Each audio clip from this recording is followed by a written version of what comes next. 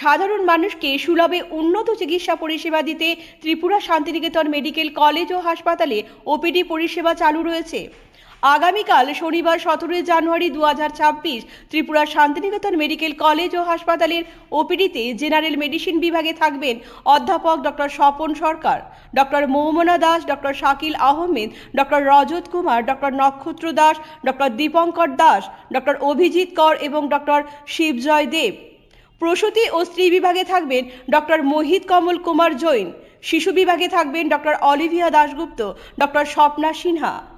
General সার্জারিতে থাকবেন সহকারী অধ্যাপক doctor Debdip Debnath, doctor Damodar Chatterjee, doctor Mimani De এবং ইএনটিতে থাকবেন ডক্টর প্রাণগোপাল দত্ত এবং ডক্টর শান্তনু রয়।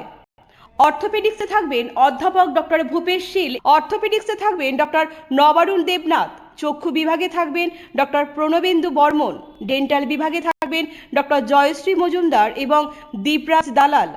অ্যানাস্থেসিয়াতে বিভাগে থাকবেন ডক্টর শুভাশিস দাম। ফিজিওথেরাপিতে থাকবেন অরিন্দম বিশ্বাস এবং স্লিমা সাহা। আপনার স্বাস্থ্য আমাদের দায়িত্ব। বিশেষজ্ঞ চিকিৎসক, অত্যাধুনিক যন্ত্রপাতি ও উন্নত পরিষেবা।